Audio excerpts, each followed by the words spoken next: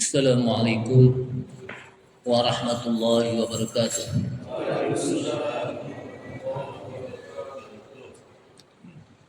Bismillahirrahmanirrahim. Alhamdulillahi hamdan katsiran tayyiban mubarakan fih kama yuhibbu rabbuna wa yardah. Asyhadu an la ilaha illallah wahdahu la syarika lah wa la na'budu illa iyyah. Wa asyhadu anna Muhammadan 'abduhu wa rasuluh la nabiyya ba'dah. Allahumma salli wa sallim ala nabiyyina al-karim Sayyidina Muhammad ibn Abdullah wa ala alihi wa sahbihi wa tabi'ihim wa man tabi'ahum bi ihsanin ila yaumil qiyamah. Amma ba'du, qala Allah ta'ala fi kitabihil karim wa huwa asdaqul qailin. Ya ayyuhalladzina amanu taqullaha haqqa tuqatih wa la tamutunna illa wa antum muslimun. Wa qala Rasulullah sallallahu alaihi wasallam fa inna asdaqal hadits kitabullah ta'ala wa khairal huda huda Muhammadin sallallahu alaihi wasallam wa syarral umuri muhdatsatuha wa kullu muhdatsatin bid'ah wa kullu bid'atin dhalalah wa kullu dhalalatin finnar. Ma'asyiral muslimin rahimani Allah wa rahimakum, hadirin jamaah Masjid Al-Furqan yang mudah-mudahan dirahmati Allah Subhanahu wa taala. Kita awali kajian tafsir ini dengan memanjatkan puji syukur kita pada Allah Subhanahu wa taala yang telah memberikan taufik serta hidayahnya kepada kita sekalian, sehingga dengan taufik dan hidayahnya kita bisa menghadiri kajian tafsir Ibnu Katsir yang merupakan tafsir Al-Qur'anul Karim, yang mudah-mudahan dengan hadirnya kita di sini Allah Subhanahu wa taala mudahkan kita untuk memahami Al-Qur'an, dan ini menjadi wasilah kita untuk bisa masuk ke dalam surga Allah Subhanahu wa taala. Salawat serta salam tak lupa kita sampaikan kepada Nabi kita Nabi Muhammad sallallahu alaihi wasallam beserta para keluarganya, para sahabatnya, para pengikutnya yang senantiasa istiqamah di dalam menjalankan sunnah-sunnahnya. Hadirin rahimakumullah, malam ini kita masuk pada surat Al-An'am ayat yang keberapa, Pak? 31 ya, silahkan dibuka Al-An'am ayat 31. Sebelum kita lanjutkan, kita baca sama-sama dulu. A'udzu billahi minasy syaithanir rajim. A'udzu billahi minasy syaithanir rajim. Bismillahirrahmanirrahim.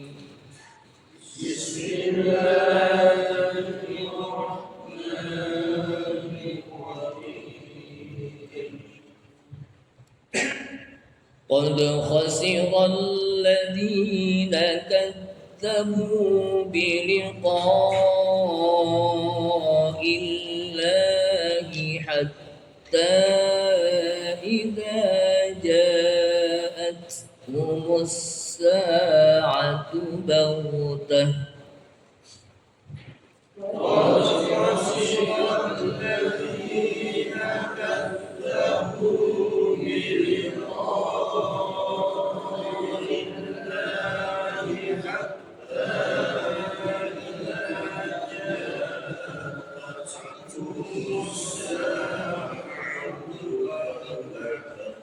sampai baghtah, hatta idza ja'atuhumus sa'atu baghtatan qalu ya hasratana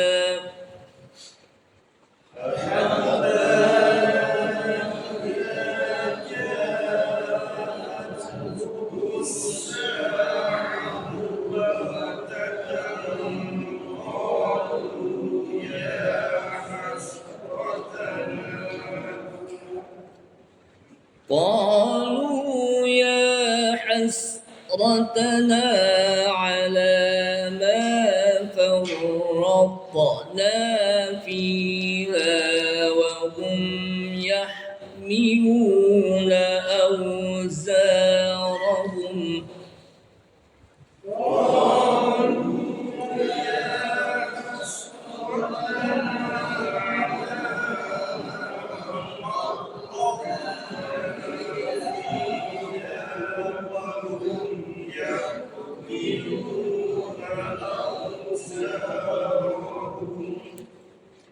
Saya ulangi. Ma farraqna. Toknya qalqalah. Qalu ya hasrata Qalu ya hasratana ala ma farraqna fiha wa hum yahmiluna awzarahum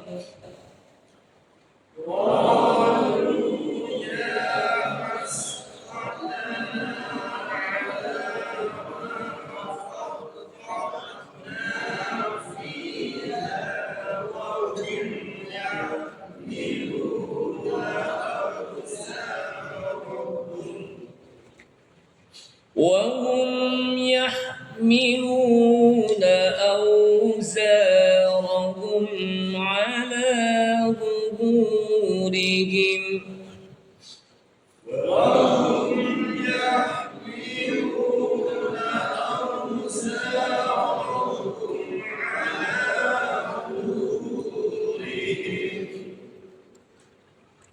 ألا ساء ما يزرون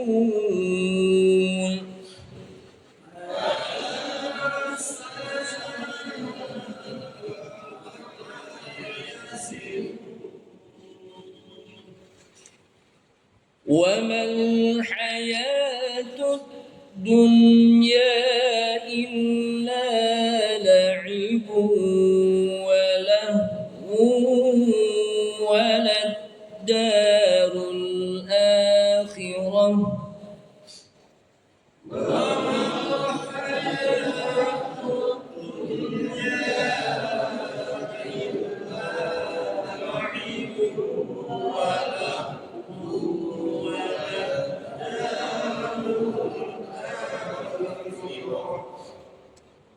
وللدار الآخرة خير للذين يتقون أفلا تعقلون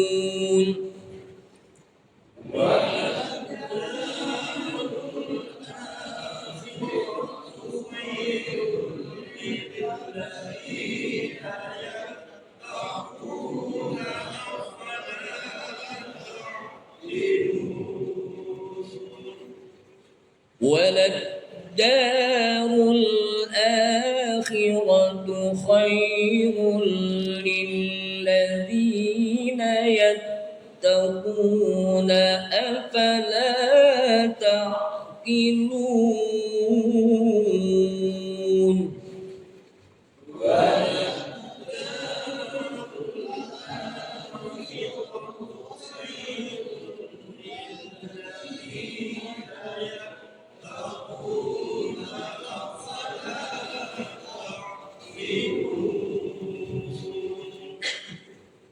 أعوذ بالله من الشيطان الرجيم قد خسر الذين كذبوا بلقاء الله إلى آخر الآية. Qad sungguh khasiral ladzina kadzabu. Khasira telah merugi.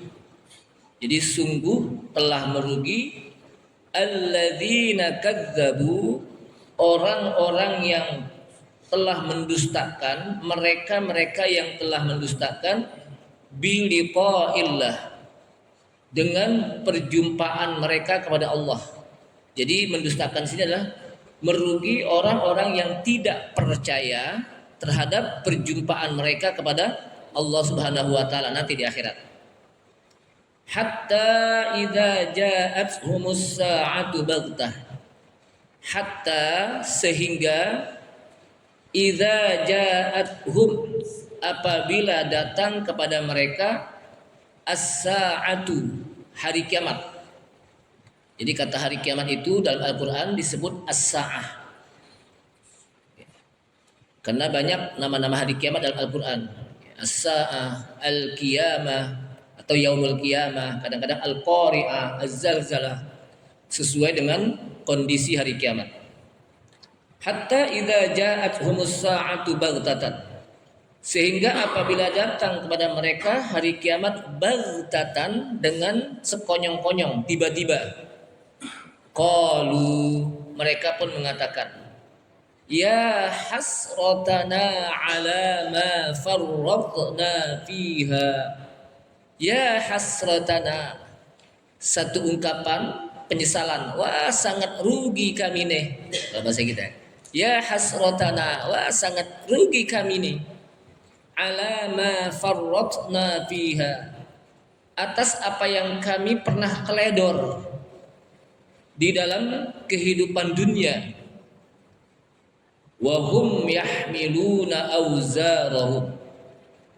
Dan mereka pun memikul auzarahum, dosa-dosa mereka, ala zuhurihim, di atas pundak-pundak mereka.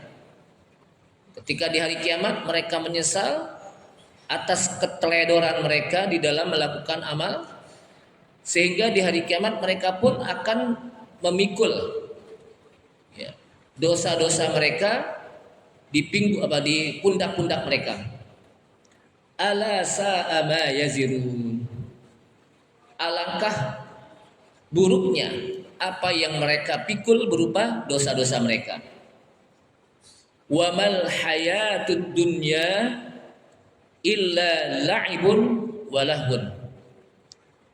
Tidaklah kehidupan dunia illa la'ibun, kecuali main-main. Wa lahwun, dan hanya sebatas senda gurau. Kehidupan dunia itu main-main, senda gurau. Kehidupan dunia itu sementara.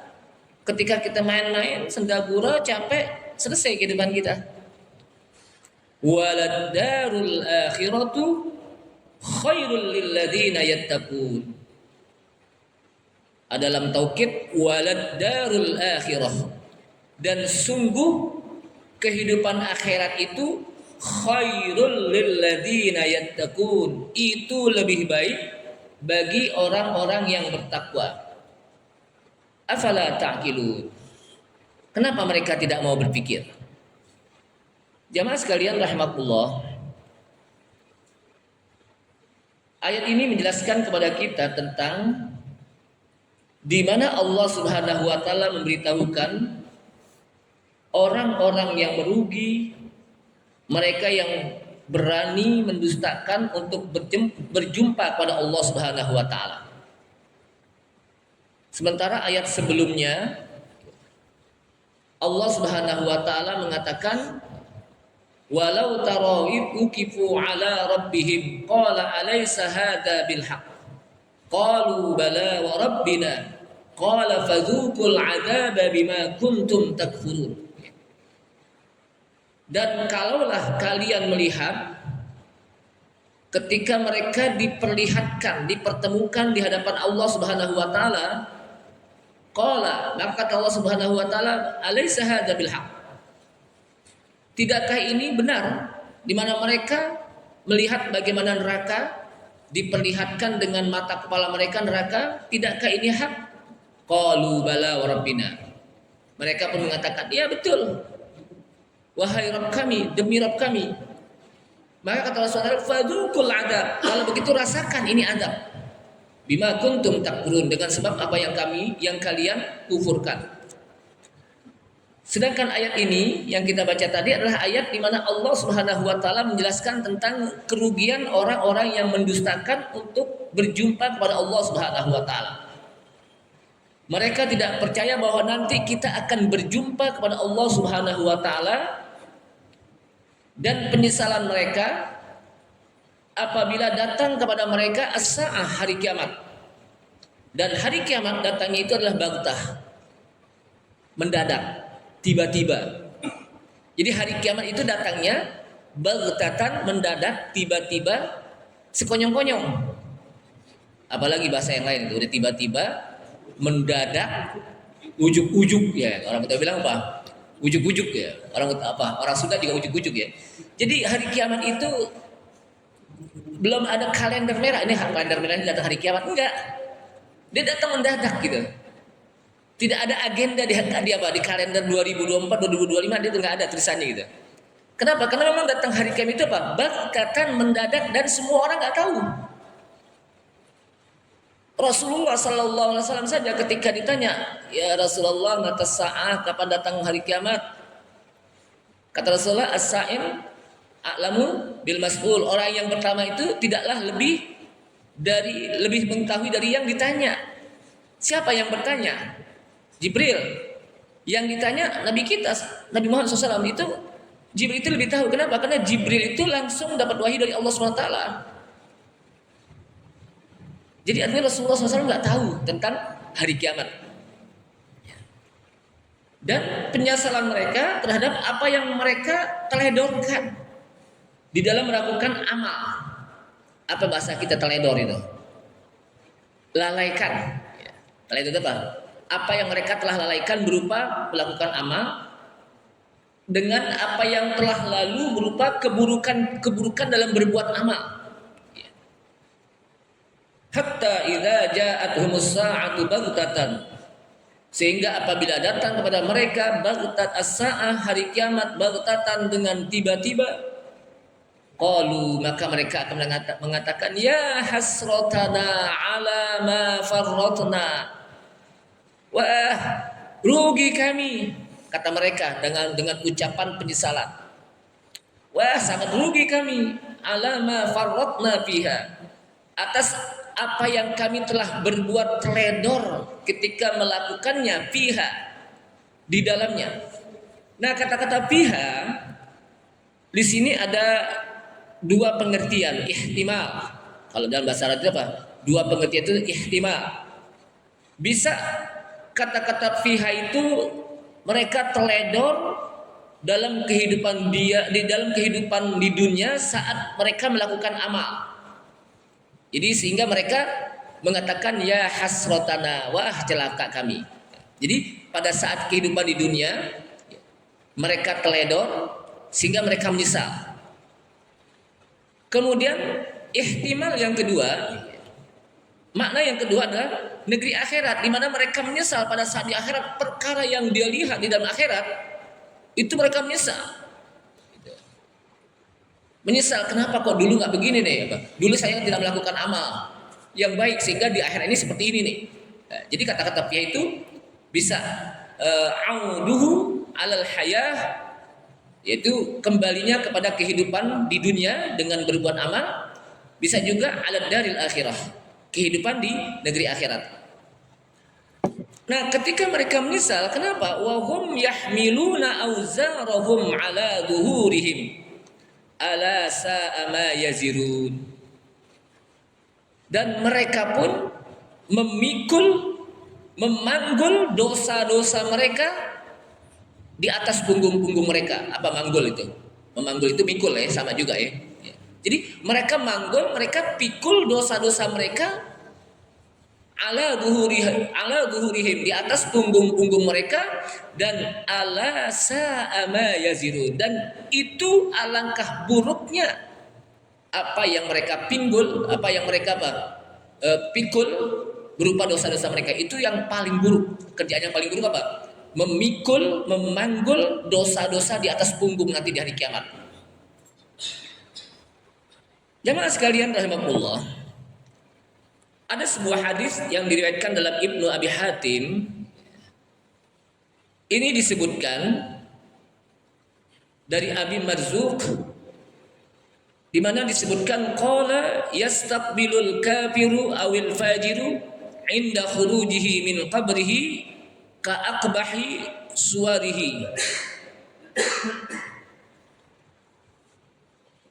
Orang-orang kafir atau orang-orang yang fajir, orang-orang yang berbuat dosa, mereka akan menghadapi ketika mereka keluar dari kuburnya, saat mereka keluar dari kuburnya dibangkitkan dari alam kubur.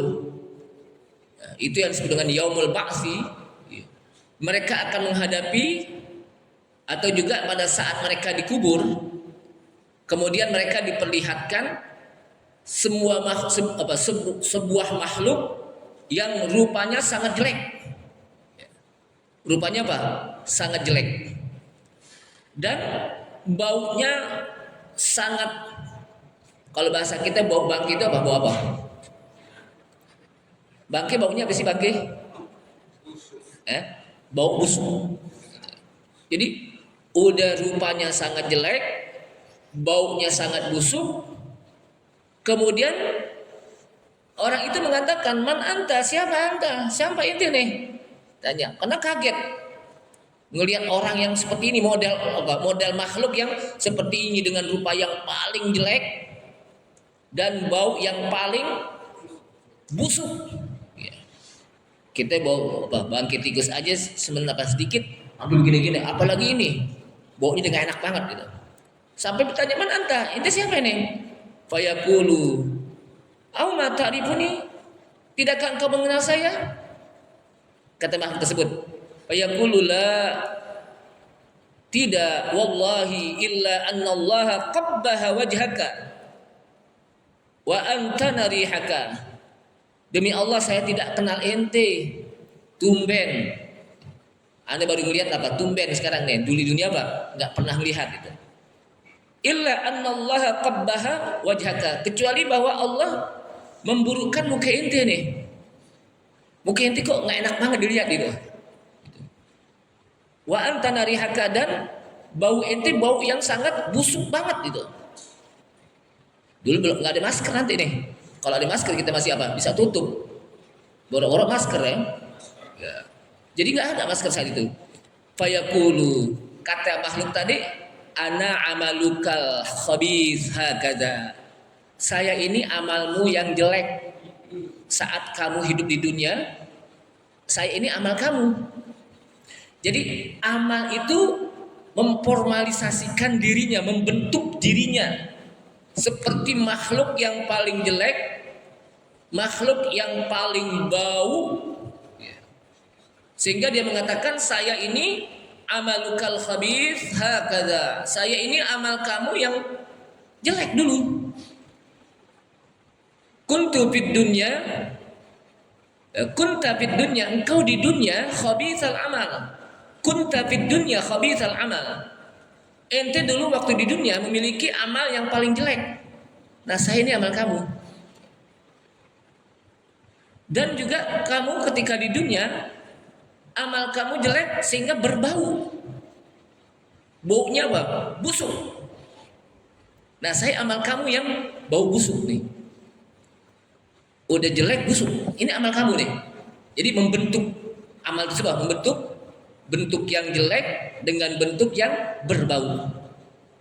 Makanya kalau dosa kita di dunia nih, kata para ulama, kalau berbau, niscaya orang banyak yang pada nggak mau deket nih.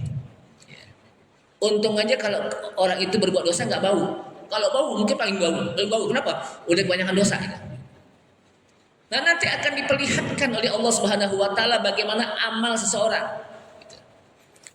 Kemudian akhirnya orang tersebut pun mengendarai amal tersebut ya, bersama-sama. Maksudnya apa? Wahum yahmiluna auzarahum. Maksudnya adalah amal tersebut pun dipikul. Jadi amal tersebut dipikul. Orang tersebut menjadi kendaraan amalnya. Kenapa? Amal itu dipikul, amal yang jelek itu dipukul. Auzarahum itu adalah pikulan yang dia apa? Dipikul karena apa? Dosa-dosa mereka. Dan dipikulnya di pundak. Kalau dosanya banyak berarti apa? Yang dipikul banyak. Wallah alam berapa kilo, berapa ton. Pokoknya apa? Ada orang yang jalannya, tahu gak, termehek-mehek itu. Ini bahasa apa itu? Jadi ini apa? Saking beratnya itu dosa itu. Nah, jadi ini jamaah sekalian rahimakumullah. Nah, dari sini berarti kita harus mempersiapkan diri untuk menghadapi yang namanya sebuah kematian dengan melakukan amal yang baik, karena amal yang baik inilah yang akan menerangi kita nanti di kubur. Jangan sampai amal kita menjadi beban nanti di akhirat. Justru kita ingin amal kita ini menjadi penolong kita. Bacaan Al-Quran, Iqra'il Quran atau Iqra'ul Quran, fa innahu ya'ti yaumal qiyamah syafi'an li ashabih. Bacalah Al-Quran, sesungguhnya Al-Quran yang kita baca itu dia akan menjadi penolong kita di hari kiamat. Jadi Al-Quran itu bisa menjadi penolong kita di hari kiamat. Amal-amalan lain juga begitu. Salat akan memberikan cahaya nanti dalam kehidupan kita di hari kiamat. Sedekah menjadi sebuah burhan, bukti kita nanti di hari kiamat. Jadi apa yang kita lakukan berupa kebaikan itu akan menjadi penolong kita. Tapi ketika seseorang melakukan dosa, bukan menjadi penolong, bahkan menjadi beban mereka. Sehingga mereka pikul itu beban berupa dosa di pundak mereka. Jamaah sekalian rahimakumullah. Kematian itu datangnya baghtah, mendadak. Hari kiamat juga datangnya baghtah, mendadak. Kita mungkin akan nggak sangka dia meninggal padahal kemarin baru sehat. Biasanya kan gitu orangnya. Kan kita nggak tahu kematian kapan datang. Nggak sangka kemarin perasaan sehat-sehat aja bisa jogging di BKT, meninggal kok hari ini gitu. Karena memang kematian itu apa? Dia bisa besok aneh apa? Inti besok mati nih, enggak janji deh. Pokoknya datang gitu aja, sesuai dengan ajalnya gitu. Nah, hari ini kita diperlihatkan oleh Allah Subhanahu Wa Taala. Seorang ulama meninggal, begitu banyak karya tulisannya. Dalam Indonesia, ulama ketika meninggalnya ulama itu menjadi musibah bagi umat Islam sebetulnya. Salah satu musibah yang besar bagi umat Islam adalah ketika ditinggalkan oleh ulama. Karena mereka lah yang menerangi kita dengan ilmu. Ketika ulama meninggal, otomatis ilmunya dibawa. Makanya kata Rasulullah sallallahu alaihi wasallam, innallaha la yaqbidul ilma intiza'an yantazi'uhu minal ibad. Sesungguhnya Allah tidaklah mencabut ilmu dari seorang ulama kemudian dicabut. Tidaklah Allah mencabut ilmu intiza'an yantazi'uhu minal ibad. Allah cabut dari ulama yang masih hidup. Ulama masih hidup kemudian ilmunya cabut. Pasti cabut tuh ulama diam aja, bengong, kenapa? Habis dicabut ilmunya. Enggak begitu. Walakin Allah yaqbidul ilma biqabdil ulama. Akan tetapi Allah Subhanahu wa taala mencabut ilmu dengan biqabdil ulama ay bimautil ulama. Dengan dimatikannya para ulama. Jadi dicabutnya ilmu itu dengan dimatikannya para ulama. Kalau ulama udah banyak yang mati, hatta la yabqa alimun, sehingga tidak ada lagi yang tersisa orang-orang alim. Kenapa? Karena ulama udah banyak yang mati. Kalau sudah tidak ada lagi yang tersisa orang-orang alim, ittakhadhan nasu ru'usan juhala. Orang-orang pun banyak yang mengangkat para pemimpin-pemimpin agama, tokoh-tokoh agama, para cendekiawan agama, ru'usan juhalan, tokoh-tokoh yang bodoh, yang tidak punya ilmu. Fasu'ilu an ilmin, kemudian tokoh-tokoh agama yang diangkat dari yang mereka adalah orang-orang bodoh, fasu'ilu, mereka pun ditanya an ilmin, tentang ilmu, fa'aftau bi ghairi ilmin, kemudian mereka pun berfatwa menyampaikan hukum tanpa ilmu, hum dhallu fa'adallu. Kata Rasulullah SAW, hum dhallu, mereka sesat, untuk dirinya aja sesat, wa adallu, dan mereka juga menyesatkan banyak orang. Udah untuk dirinya sesat, orang lain pun disesat-sesatin dengan fatwa mereka. Kenapa? Karena udah tidak ada lagi yang tersisa di permukaan bumi ini orang-orang yang alim. Para ulama mengatakan bahwa salah satu tanda hari kiamat itu adalah ketika banyak orang-orang alim yang dimatikan oleh Allah Subhanahu wa taala. Otomatis ketika mereka dimatikan oleh Allah Subhanahu wa taala, maka ilmunya pun mereka bawa. Yang diangkatlah orang-orang yang bodoh tentang agama.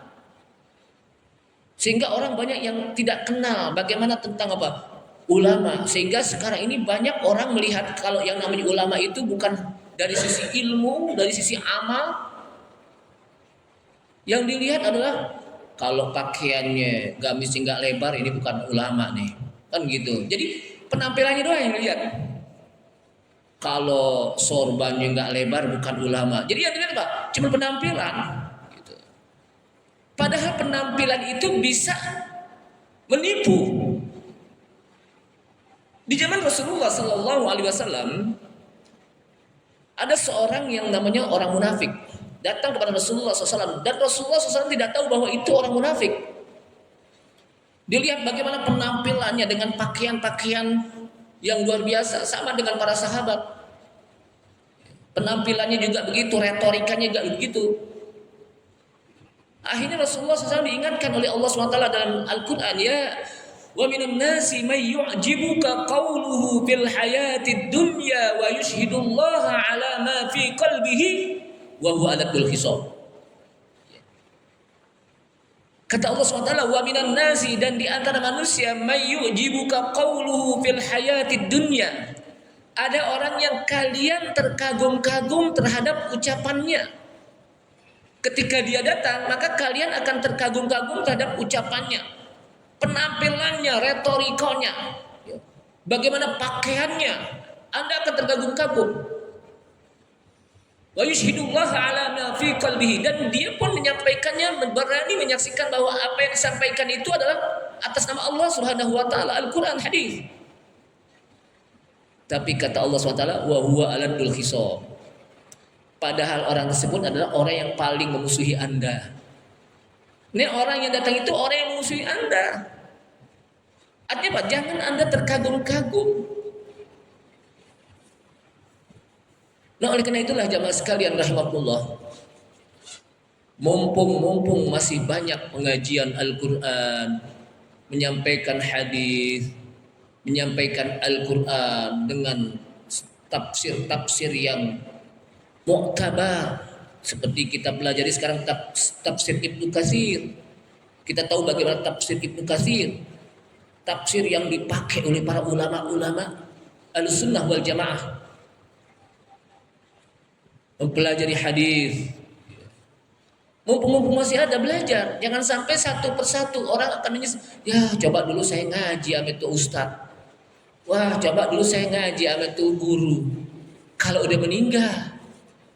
Tapi kalau masih hidup, tuh ustaz, tuh guru dicuekin aja. Biarin aja ngajian, mau jalan sendiri kayaknya. Tapi kalau udah meninggal baru misal deh. Ya, coba dulu saya ngaji sama dia. Maka mumpung, apa sih kalau mumpung bahasa sini? Mumpung masih ada orang yang menyampaikan Al-Quran, hadis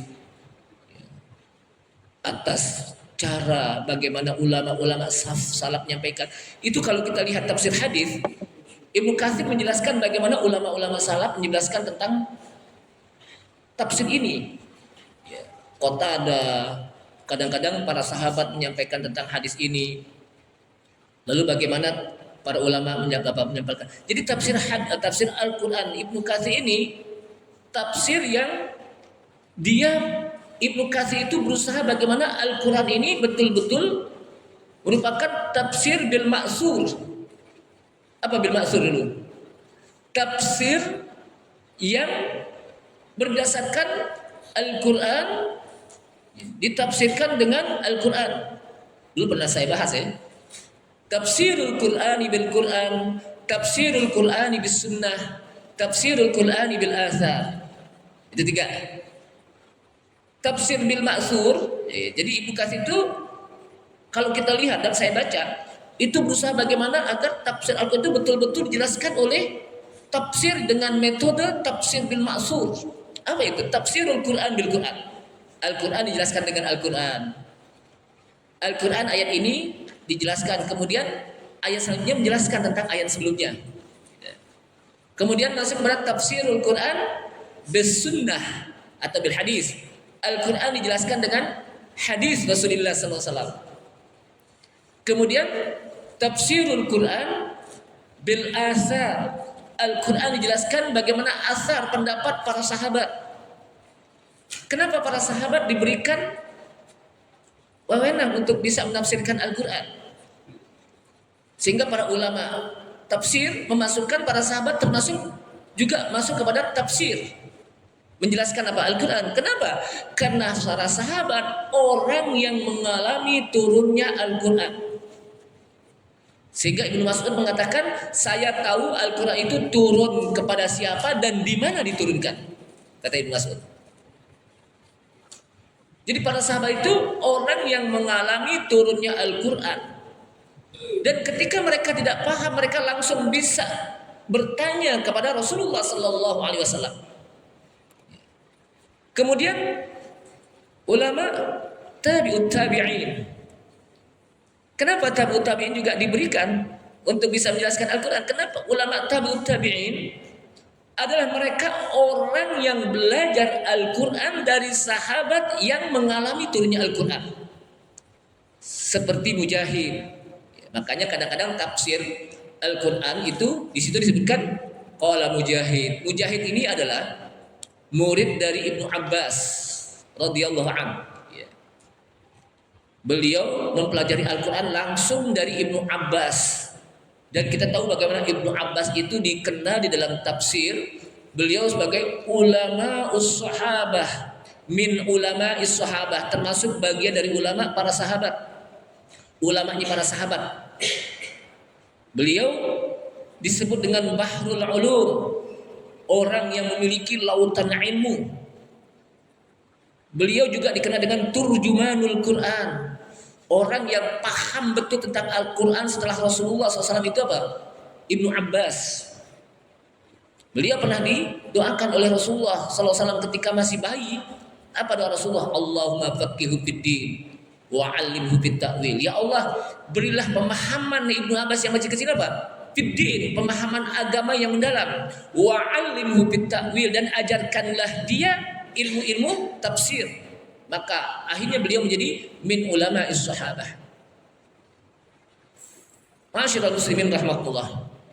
Jadi kita kembali kepada ayat ini di mana nanti di hari kiamat ketika orang itu di dunia melakukan amalan-amalan yang buruk, maka amalan ini akan menjadi beban dia berupa dosa dan dia akan memikul dosa amalannya. Bahkan ketika amalannya itu berbentuk makhluk, memformalisasikan dirinya, maka amalan itu berbentuk makhluk yang paling jelek, makhluk yang paling bau, yang paling bau busuk gitu.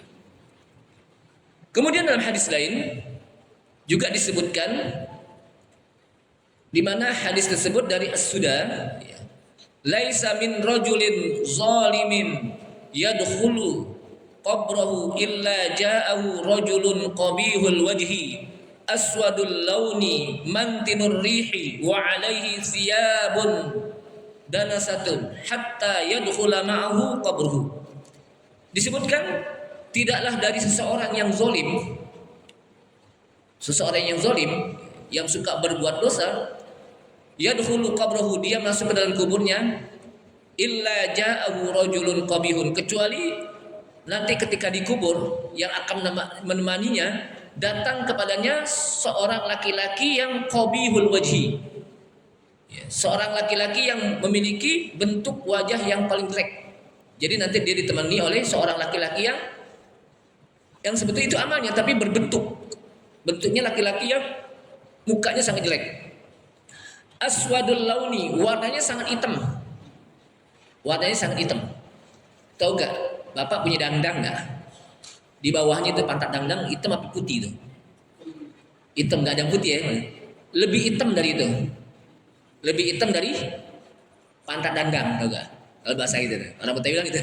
Lebih hitam kan itu hitam tuh, lebih hitam lagi. Ya. Namanya apa? Aswadul launi, mantinur rihi. Dan juga laki-laki yang pertama mukanya paling jelek, warnanya paling hitam, baunya paling busuk. Ya. Baunya paling busuk. Kemudian wa alaihi siyabun danisah, dan dia menggunakan pakaian yang paling kotor. Pakainya kotor. Jadi udah gak enak banget deh dilihatnya gitu. Kemudian hatta yadkhula ma'ahu qabrahu, sehingga makhluk tersebut masuk bersama-sama orang tadi ke kuburan. Fa'idan ra'ahu, tiba-tiba orang yang tadi yang masuk kubur itu orang zalim tadi melihat orang tersebut, qala ma aqbah wajhak, alangkah jelek banget muka ente nih gitu kalau bahasa kita. Qala kadzalika kana amal, ya saya gini-gini juga amal ente nih gitu. Kan ketika beliau lihat kaget, ma aqbah wajhak, alangkah jeleknya muka ente nih. Lalu kata orang tersebut, kadzalika kana amaluka qabihan. Saya begini juga amal ente nih, begini-gini juga Pak, amal ente kalau bahasa kita nih. Jadi diledek oleh amalnya itu yang jelek. Dan alangkah baunya ente. Ya saya juga begini-gini apa, amal ente juga gitu. Kemudian alangkah apa, kotornya baju ente. Ya saya begini juga apa, amal ente juga. Fayaqulu inna amalaka danasan, sesungguhnya amal itu kotor, jelek. Maka begitulah sekarang saya apa, amalmu. Nah, jadi di sini bahwa Allah Subhanahu wa taala akan memperlihatkan. Jadi sebelum terjadinya hisab, sebelum terjadinya apa? Mizan, itu sudah diperlihatkan bagaimana amal dia. Makanya kan ada ayat Iqra kitabaka kafa binafsika al-yawma 'alaika hasiba. Jangankan diperlihatkan itu, disuruh baca aja catatan amalnya. Iqra kitabak, baca ini catatan amal ente. Kafa binafsika al-yawma 'alaika hasiba. Cukup pada hari ini ente bisa menghisap amal ente. Sebelum dihisap oleh Allah SWT, sebelum ditimbang amalnya, dengan membaca buku catatan amal, cukup ini sebagai hisab inti pada hari ini. Jadi udah diperlihatkan duluan. Ya.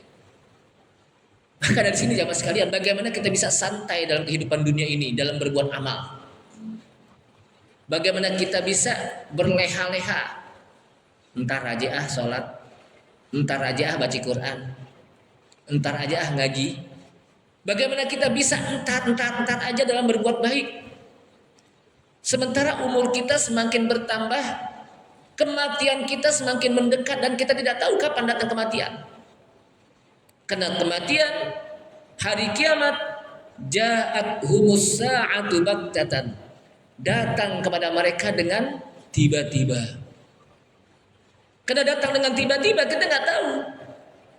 Apakah kematian itu datang kepada kita pada saat kita sedang melakukan kebaikan? Apakah kematian itu datang kepada kita saat kita sedang beribadah, membaca Al-Quran, saat kita sedang bersujud di hadapan Allah Subhanahu wa taala? Atau kebalikannya, apakah kematian itu datang pada saat seseorang melakukan maksiat? Lagi mabok, mati, nyungsep di comberan. Kenapa mati nyungsep di comberan lagi mabok? Ada gak yang begitu? Kenapa? Karena ulama menjelaskan, termasuk Ibnu Katsir, alzimu fi hali hayatikum, ahsinu wa alzimu fi hali hayatikum.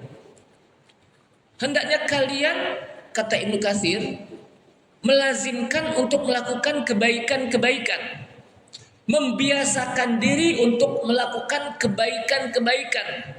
Fa innal mar'a yamutu ma kana ghaliban alaih. Karena sesungguhnya seorang itu mati sesuai dengan kebiasaan dia waktu dia hidup. Apa kebiasaan dia waktu hidup? Sering sholat berjamaah, sering baca Al-Quran, matinya dalam kondisi sedang beribadah. Ada orang meninggal lagi sujud, ada orang lagi meninggal meninggal lagi sholat, ada orang yang meninggal lagi baca Al-Quran. Kenapa? Karena memang kebiasaan dia membaca Al-Quran, kebiasaan dia sholat. Tapi ada orang meninggal lagi mabok, nyungsep di comberan, langsung meninggal. Ada gak gitu? Emang kebiasaannya mabok. Ada orang meninggal di atas pusar. Memang kebiasaan di atas pusar dia. Pusar orang lain, bukan apa? Bukan yang di rumah gitu. Ada gak gitu? Ada. Ada orang kebiasaannya main gapri, remi. Ketika diajarin membaca kalimat tauhid la ilaha illallah, nggak bisa tuh, mulut terkunci. Yang bisa cuman apa? Sekak, seter. Kenapa? Karena kebiasaan dia zikirnya sekak dan seter.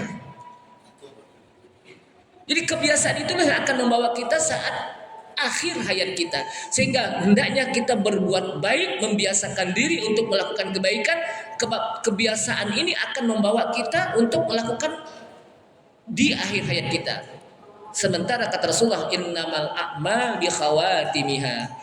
Sesungguhnya amal itu dilihat di akhir hayat kita. Kalau kita istiqomah dalam beriman, beribadah, pada saat akhir hayat kita istiqomah iman kita. Allah tetapkan iman kita. Kenapa? Karena kita jaga iman kita. Wallahu a'lam bishawab. Ini saja, mudah-mudahan bermanfaat apa yang saya sampaikan. Dan mudah-mudahan ini menggugah diri kita agar kita senantiasa bersiap-siap di dalam melakukan amal. Dengan amal inilah persiapan kita untuk menghadapi sebuah yang namanya kematian yang datangnya secara mendadak. Kita tutup. Subhanallah hamdika asyhadu an la ilaha illa anta astaghfiruka wa atubu ilaik. Assalamualaikum warahmatullahi wabarakatuh.